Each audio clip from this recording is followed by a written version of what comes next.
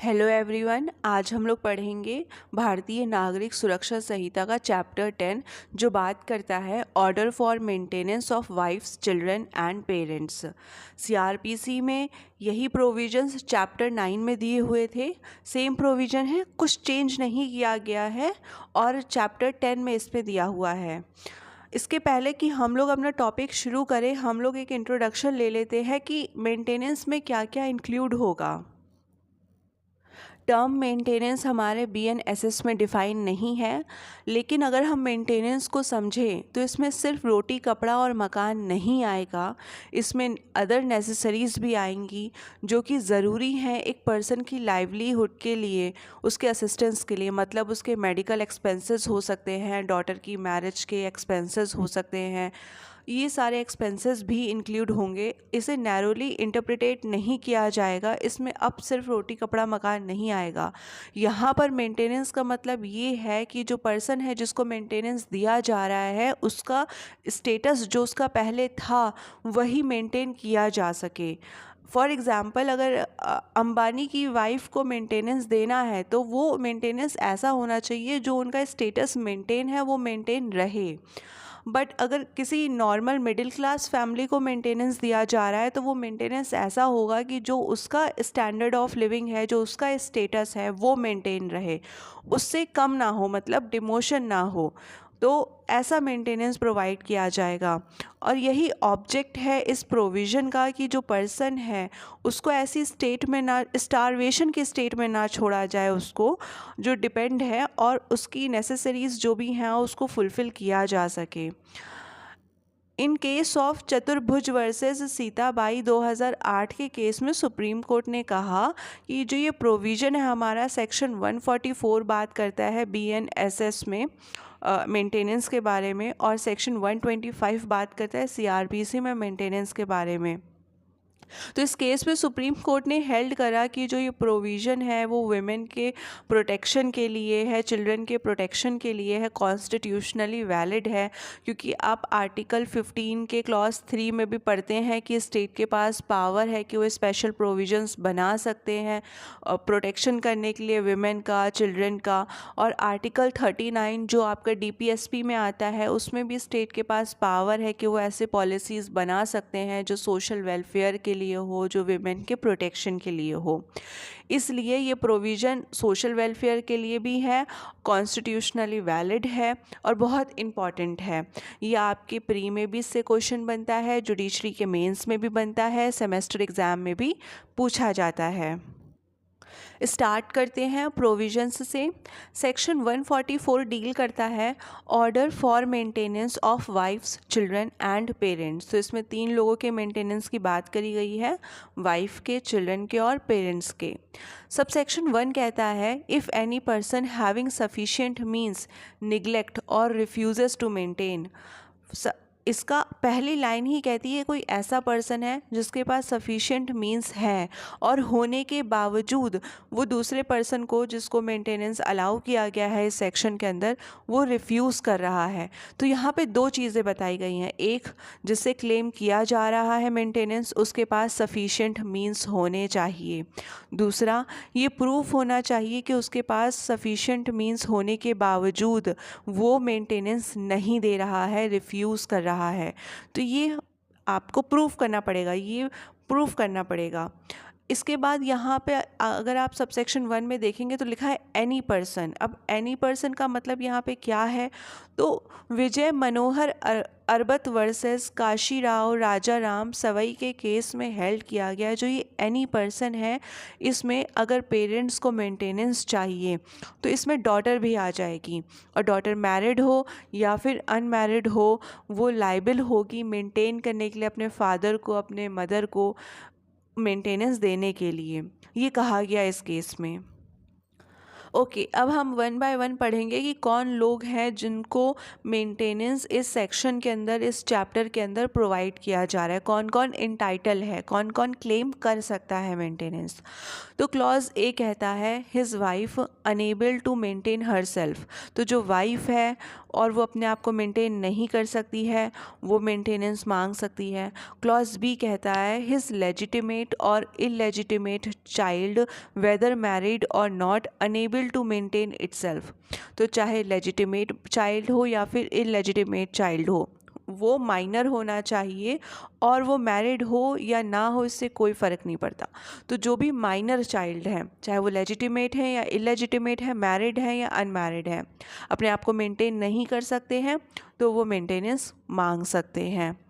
फिर clause C कहता है हिज लेजिटिमेट और illegitimate child not being a married daughter who has attend majority where such a child is by the reason of any physical or mental abnormality or injury unable to maintain itself।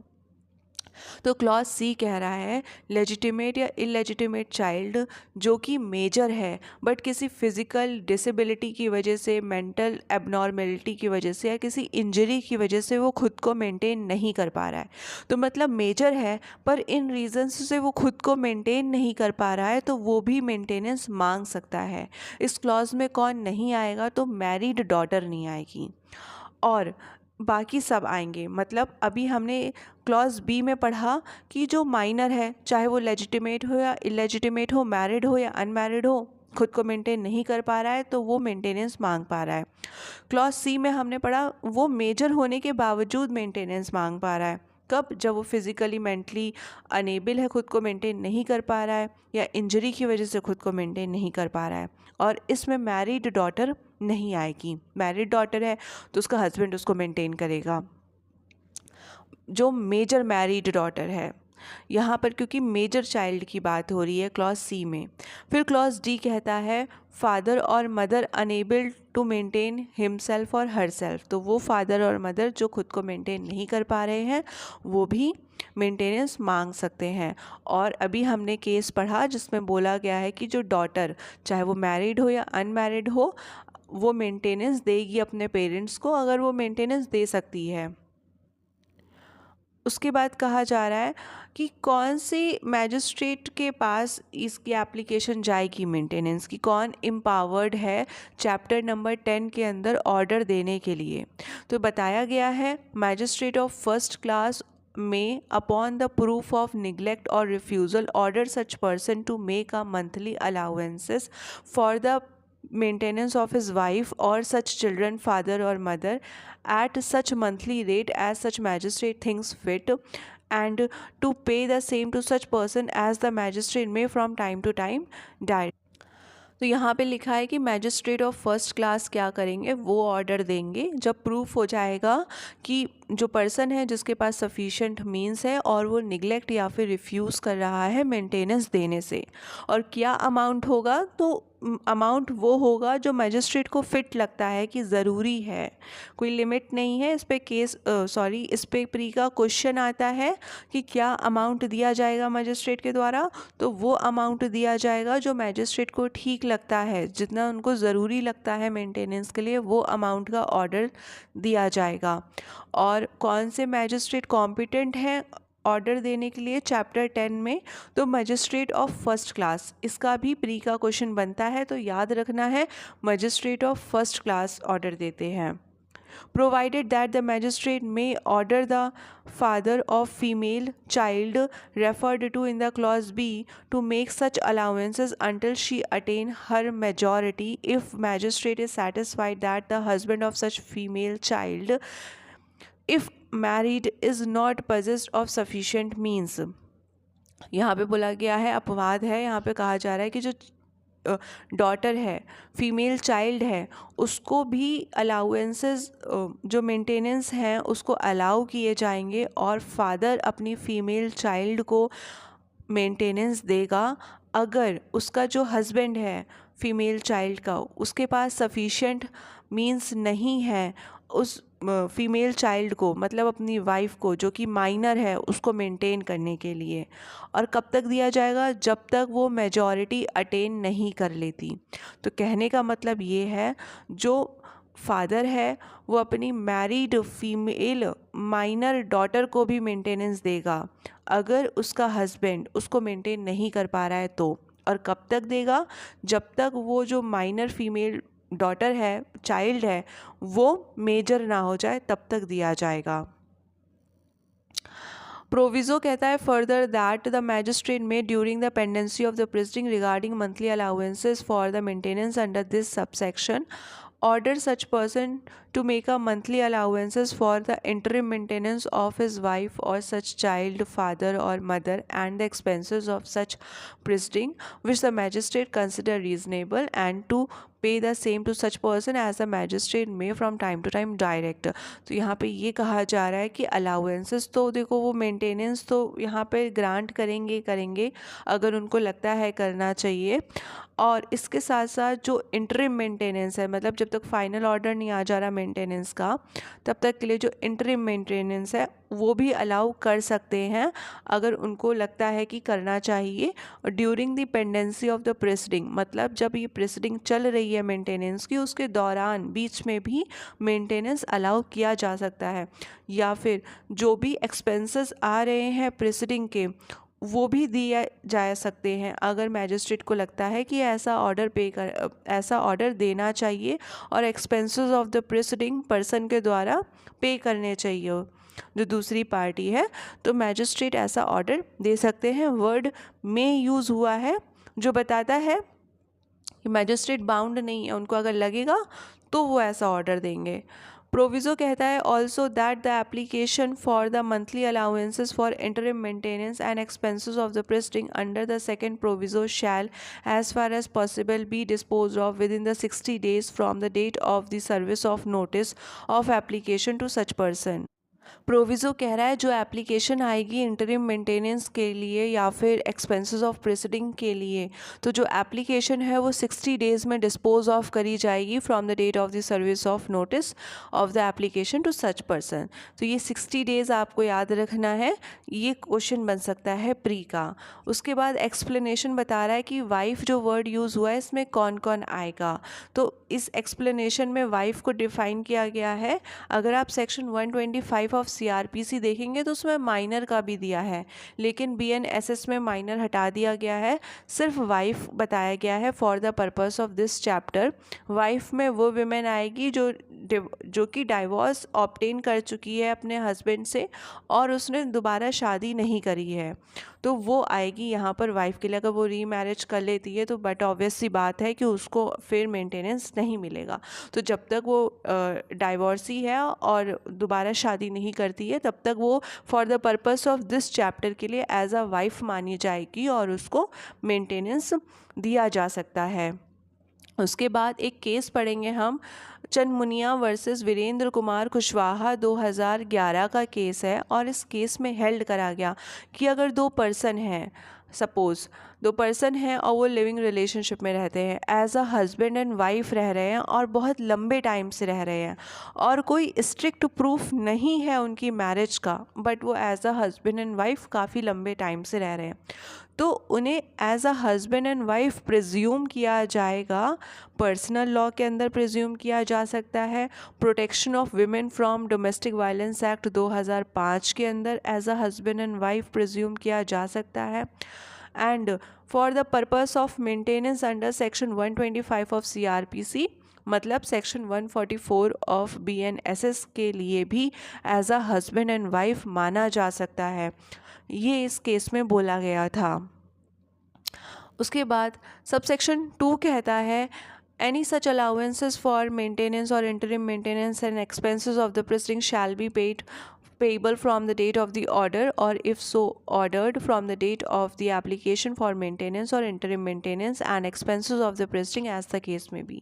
तो जो भी allow किया गया है, चाहे वो maintenance allow किया गया हो, इंटरिम मेंटेनेंस अलाउ किया गया हो या फिर एक्सपेंसेस ऑफ प्रोसीडिंग अलाउ किया गया हो, जिस डेट को ऑर्डर आया है उस डेट से पे किया जाएगा, या फिर अगर कोई डेट ऑर्डर में मेंशन करी गई है तो उस डेट से पे किया जाएगा।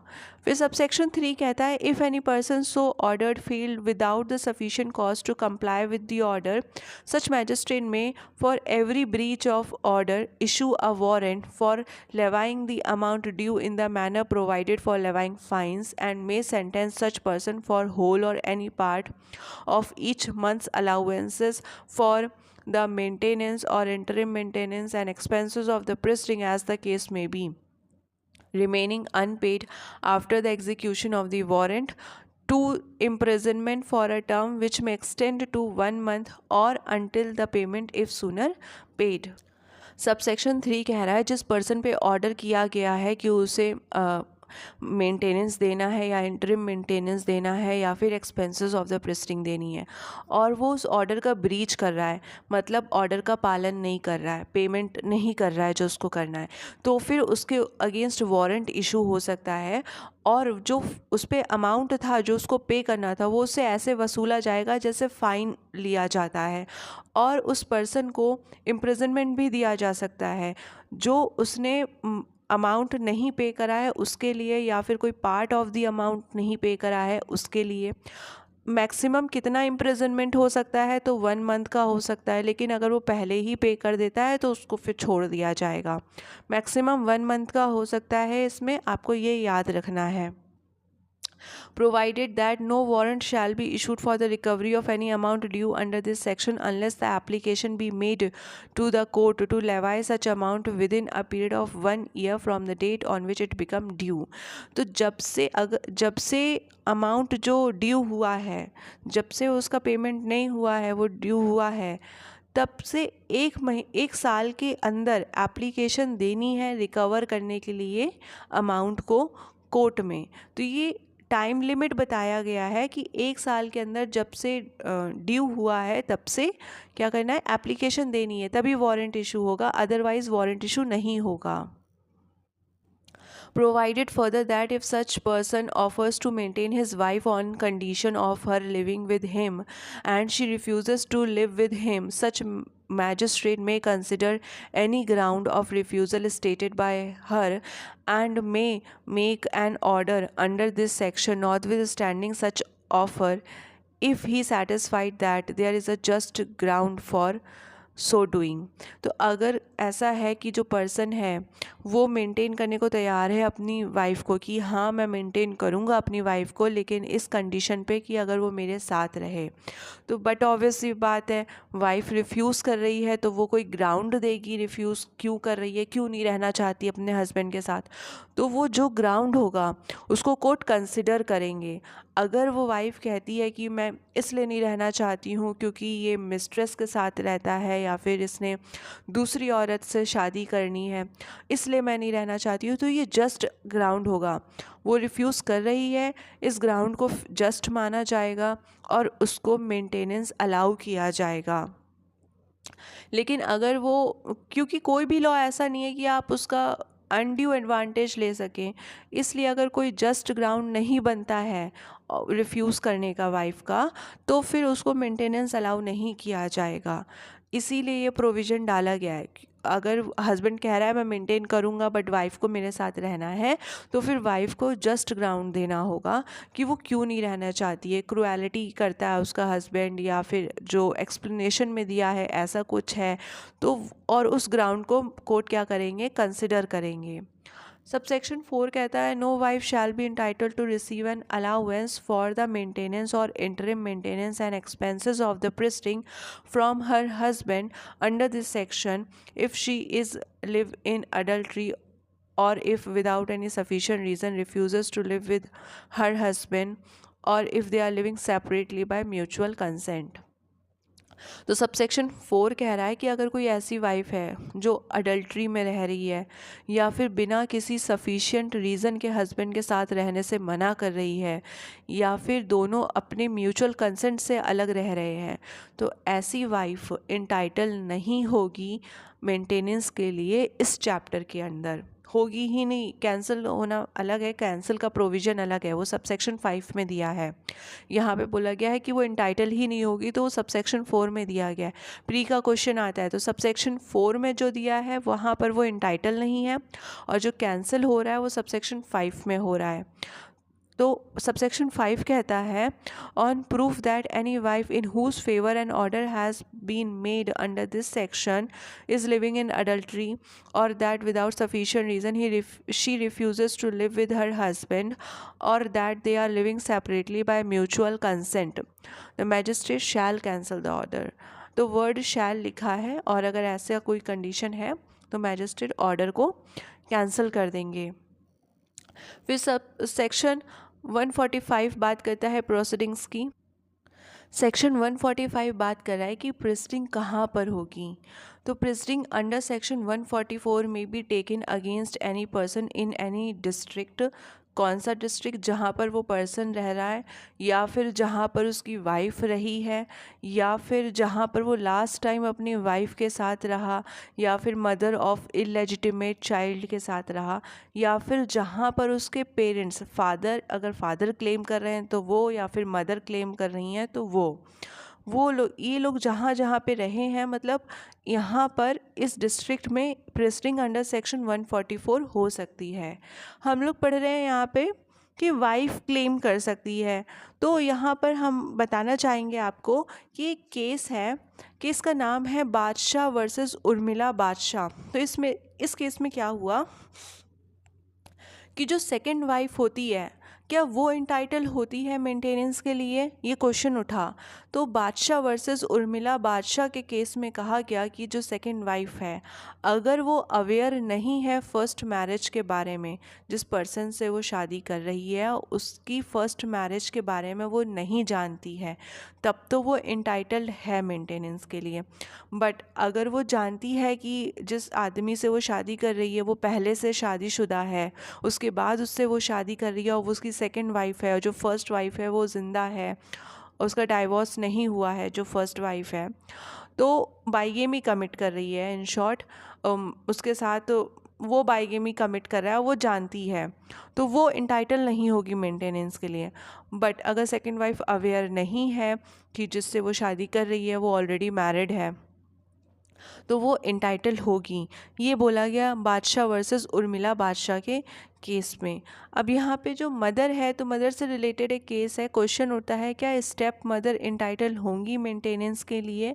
तो इसके लिए केस है Kirti Kant Vadodari versus state of Gujarat. इस केस में कहा गया कि जो स्टेप मदर है वो क्लेम कर सकती हैं मेंटेनेंस अपने सन से, इन केस उनका खुद का कोई बच्चा नहीं है। तो मतलब कि जो फर्स्ट वाइफ रही होगी उस हस्बैंड की, उसके हस्बैंड की, जो उसका बेटा है उससे वो क्लेम कर सकती हैं, बट वो सिर्फ तब क्लेम कर सकती हैं जब उनका खुद का कोई सन नहीं है, कोई चाइल्ड नहीं है, सिर्फ तब क्लेम कर सकती हैं।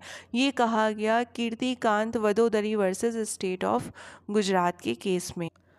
अभी हमने 2 केस पढ़े जिसमें हमने पढ़ा क्या स्टेप मदर इंटाइटल है, और अगर है तो किससे इंटाइटल है। इसका केस था Kirti Kant Vadodari versus state of Gujarat का। और एक हमने केस पढ़ा जिसमें हमने देखा क्या जो सेकंड वाइफ है वो इंटाइटल है मेंटेनेंस के लिए, तो उसका केस है बादशाह वर्सेस उर्मिला बादशाह का केस है। दोनों ही इम्पॉर्टेंट केस है, आप याद रखेंगे।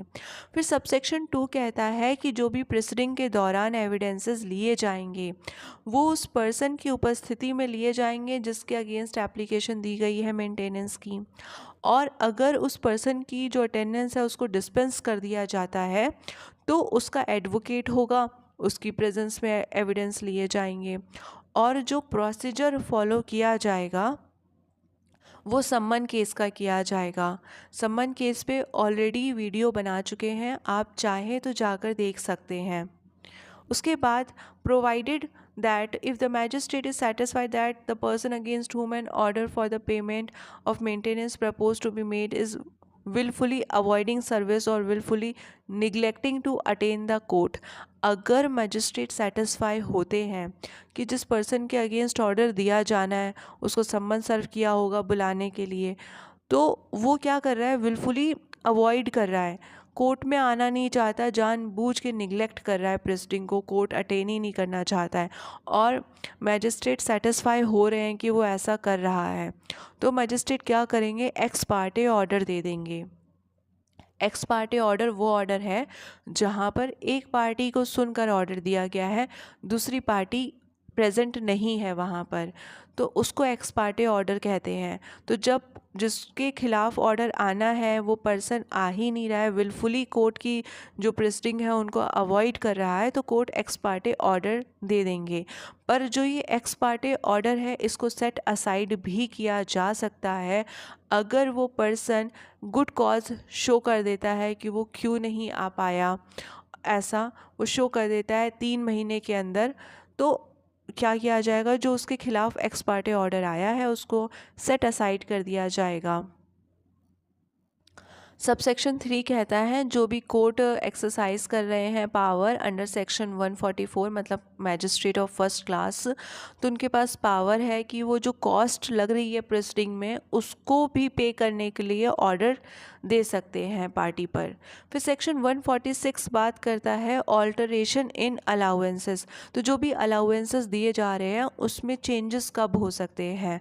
तो सबसेक्शन 1 कहता है जो भी अलाउंसेस, मेंटेनेंस और इंटरिम मेंटेनेंस इस चैप्टर के अंदर अलाउ किया गया है तो उनमें बदलाव आ सकता है अगर पर्सन प्रूव कर देता है कि जो सर्कमस्टांसेस हैं, जो परिस्थितियां हैं, उनमें बदलाव आ गया है।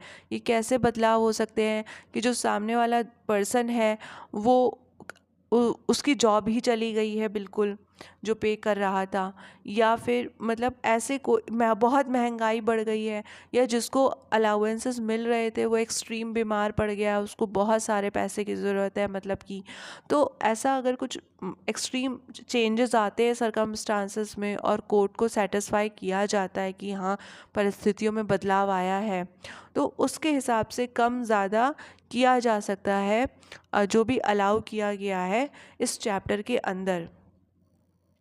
फिर सबसेक्शन 2 क्या कहता है कि कोई भी डिसीजन आया है कॉम्पिटेंट सिविल कोर्ट के द्वारा, सेक्शन 144 के अंदर जो मैजिस्ट्रेट ऑर्डर दे रहे हैं तो उसको कैंसिल कर सकते हैं, वेरी कर सकते हैं अकॉर्डिंगली। डिपेंड किस पर हो रहा है कि जो कॉम्पिटेंट सिविल कोर्ट है उसने कोई ऑर्डर दिया है तो उसके उस ऑर्डर के हिसाब से जो मैजिस्ट्रेट ऑफ फर्स्ट क्लास हैं इस चैप्टर के अंदर अपने ऑर्डर को कैंसिल कर सकते हैं या फिर वेरी कर सकते हैं।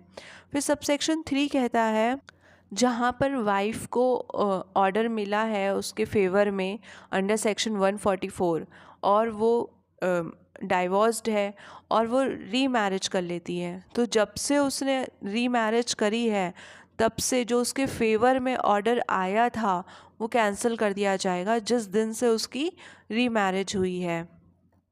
क्लॉज बी कहता है कि विमेन अपने कस्टमरी या पर्सनल लॉ के अंदर जो भी पार्टीज़ पर एप्लीकेबल होते हैं और वो सारा अमाउंट जो भी इंटाइटल्ड है वो मेंटेनेंस के लिए वो एक ही बार में ले लेती है, तो भी जो ऑर्डर है उसके फेवर में वो कैंसिल कर दिया जाएगा।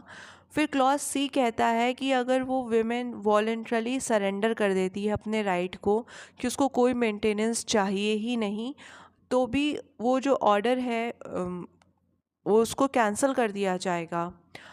सबसेक्शन 4 कहता है सिविल कोर्ट क्या करेगा, कंसिडर करेगा वो सारा ऑर्डर जो कि किसी पर्सन के अगेंस्ट सेक्शन 144 में पास हुआ है, चाहे वो रिकवरी ऑफ मेंटेनेंस का हो या फिर डाउरी का हो, जो एक पर्सन के अगेंस्ट सेक्शन 144 में पास हुआ है उसको सिविल कोर्ट क्या करेगा, कंसिडर करेगा। सेक्शन 147 कहता है enforcement of order of maintenance. Section 147 कहता है कि जिस पर्सन के फेवर में ऑर्डर आया है उसको फ्री ऑफ कॉस्ट उस ऑर्डर की कॉपी दी जाएगी और जो इन्फोर्समेंट होगा उस ऑर्डर का वो कोई भी मजिस्ट्रेट करवा सकता है। यहाँ पर एनी मजिस्ट्रेट वर्ड लिखा है, तो इन्फोर्समेंट कोई भी मजिस्ट्रेट करवा सकता है और order magistrate of first class देंगे इस चैप्टर के अंदर, और जो भी ऑर्डर दिया जाएगा वो सिविल कोर्ट के द्वारा कंसिडर किया जाएगा अगर सिविल कोर्ट में भी प्रिस्टिंग पेंडिंग है। और अगर कोई ऑर्डर इस चैप्टर के अंदर दिया जा रहा है मजिस्ट्रेट ऑफ फर्स्ट क्लास के द्वारा और सिविल कोर्ट में ऑर्डर दिया जा चुका है मेंटेनेंस के लिए, तो उसको कंसिडर किया जाएगा और उसके हिसाब से मजिस्ट्रेट ऑफ फर्स्ट क्लास अपने ऑर्डर को कैंसिल भी कर सकते हैं, वेरी भी कर सकते हैं। क्योंकि आपको पता होगा कि मेंटेनेंस का प्रोविज़न जो है वो सिर्फ आपके BNSS में नहीं है, बल्कि हिंदू लॉ में भी है, मुस्लिम लॉ में भी है। तो ऐसे अगर सिविल कोर्ट है, कोई कॉम्पिटेंट सिविल कोर्ट ने पहले से कोई ऑर्डर दे रखा है, तो वो भी इस चैप्टर के अंदर अगर ऑर्डर दिया जा रहा है तो उस ऑर्डर को कंसिडर किया जाएगा। अगर इस चैप्टर के अंदर कोई ऑर्डर दिया जा चुका है तो फिर वो कोर्ट कंसिडर करेंगे जो ऑर्डर इस चैप्टर के अंदर दिया गया है, ये बोला जा रहा है। और जो इन्फोर्समेंट है ऑर्डर का, वो कोई भी मजिस्ट्रेट करवा सकता है। मजिस्ट्रेट ऑफ फर्स्ट क्लास होने की ज़रूरत नहीं है, एनी मजिस्ट्रेट लिखा है। कहाँ पे करवाया जाएगा? तो जिस पर्सन के अगेंस्ट ऑर्डर आया है वो पर्सन जहाँ पे रहता है वहाँ पे करवाया जाएगा। और कोर्ट ये सेटिस्फाई करेगा, मजिस्ट्रेट ये सेटिस्फाई करेगा कि जो पार्टीज़ है वो सही पार्टीज़ है जिनके खिलाफ एग्जीक्यूट हो रहा है और जिसके फेवर में एग्जीक्यूट हो रहा है, उनके आइडेंटिटी को सेटिस्फाई करेगा और नॉन पेमेंट ऑफ अलाउंस को सेटिस्फाई करेगा। जो भी एक्सपेंसेस ड्यू हैं, कितने ड्यू हैं, कितना इन्फोर्समेंट करवाना है, ये सब बातों का ध्यान रखकर मजिस्ट्रेट क्या करेंगे? इन्फोर्स करवाएंगे।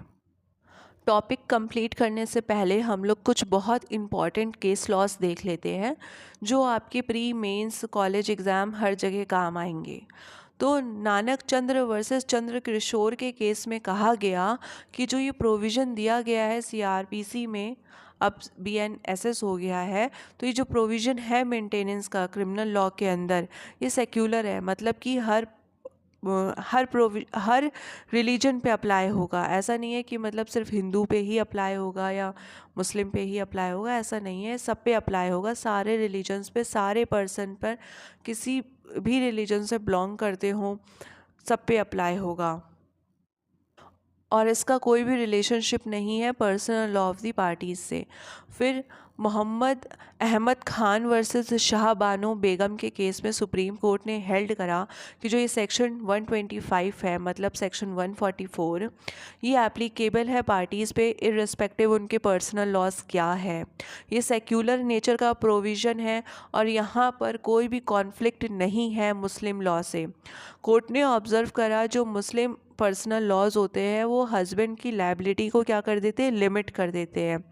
क्यों? क्योंकि जो डाइवोर्स्ड वाइफ होती है उसको सिर्फ इद्दत पीरियड तक ही हस्बैंड मेंटेन करता है। इद्दत पीरियड डाइवोर्स के केस में तो 3 महीने का होता है, तो वाइफ को जो मेंटेनेंस मिलता है वो सिर्फ उन 3 महीने तक ही मिलता है जब तक उसका इद्दत चल रहा होता है। तो अगर जो डाइवोर्स्ड वाइफ है वो खुद को मेंटेन नहीं कर सकती है तो हस्बैंड की लायबिलिटी इद्दत पीरियड के बाद तो ख़त्म हो जाती है, पर अब वाइफ तो खुद को मेंटेन कर नहीं पा रही है जो जिसने डाइवोर्स लिया है। तो इसमें बोला गया कि वो एंटाइटल है, वो डाइवोर्स्ड जो मुस्लिम वाइफ है वो एंटाइटल है कि वो सेक्शन 145 के अंदर अप्लाई कर सकती है और मेंटेनेंस ले सकती है तब तक जब तक वो रीमैरिज नहीं करती। इस केस के बाद पार्लियामेंट ने इनैक्ट करा protect the Muslim women protection of rights on divorce act 1986। The Muslim women protection of right on divorce act 1986 पास करा गया, जिसमें बोला गया सेक्शन 3 सब सेक्शन 1 के क्लॉज ए के अंदर कि हस्बैंड क्या करे, हस्बैंड रिक्वायर्ड है कि वो फेयर एंड जस्ट जो मेंटेनेंस है वो उसको प्रोवाइड करे उसके इद्दत पीरियड के अंदर। और सेक्शन 5 में बोला गया कि जो मुस्लिम वाइफ है वो सेक्शन 145 की रेमेडी भी ले सकती है। और सेक्शन 3 सब सेक्शन 1 के क्लॉज ए में बोला गया जो हस्बैंड है वो उसको इद्दत पीरियड तक फेयर मेंटेनेंस देगा, जो रीज़नेबल मेंटेनेंस बनते हैं वो दिए जाएंगे इद्दत पीरियड के अंदर, ये बोला गया इस सेक्शन में। इसके बाद दिनायल लतीफ़ी वर्सेस यूनियन ऑफ इंडिया 2001 के केस में कॉन्स्टिट्यूशनल वैलिडिटी को अपहेल्ड करा गया Muslim women protection of rights on divorce act की। तो कोर्ट ने बोला कि जो Muslim women protection of rights on divorce act है ये कॉन्स्टिट्यूशनली वैलिड है। और कोर्ट ने एक बहुत अच्छा इंटरप्रिटेशन किया। कोर्ट ने कहा क्लैरिफाई करा that the fair and just provision of maintenance under section 3 subsection 1 of clause A of section 19 of 1986 act shall extend beyond the period of iddat. of his wife and it shall be made within iddat period. Basically इस case में ये बोला गया कि husband maintain कर रहा है अपनी वाइफ को इद्दत पीरियड तक के लिए, उसके बाद नहीं कर रहा है, इद्दत पीरियड तक के लिए कर रहा है, पर उस इद्दत पीरियड में जो उसकी वाइफ का मेंटेनेंस है बियॉन्ड द इद्दत पीरियड, उसके लिए भी वो अरेंज करेगा और वो सब उसको इद्दत पीरियड के अंदर ही प्रोवाइड करेगा, ये बोला गया है इस केस में। मतलब कहने का ये है कि 3 महीने के अंदर ही मेंटेनेंस देगा, वो 3 महीने से ज़्यादा नहीं दे रहा है, लेकिन जो बियॉन्ड द इद्दत पीरियड उसके जो भी एक्सपेंसेस आएंगे वो उसका भी अरेंजमेंट वो उस इद्दत पीरियड के अंदर ही करेगा और उसको प्रोवाइड करेगा, ये बोला गया इस केस में। फिर कहा गया जो मुस्लिम विमेन है, डाइवोर्स्ड वाइफ है, उसके पास दोनों रेमेडी है, वो चाहे तो इस एक्ट के अंदर भी रेमेडी ले सकती है मेंटेनेंस की, या फिर सेक्शन 125 ऑफ CRPC मतलब सेक्शन 144 ऑफ BNSS में भी रेमेडी ले सकती है। अगर वो चाह रही है कि उसको इस लॉ के अंदर BNSS के अंदर मेंटेनेंस दिया जाए तो दिया जा सकता है, अगर वो अप्लाई करती है तो। सेम चीज़ हेल्ड करी गई खातून निसा वर्सेस स्टेट ऑफ UP 2002 के केस में। तो ये हम लोग का मेंटेनेंस का चैप्टर कंप्लीट हो चुका है। Thank you.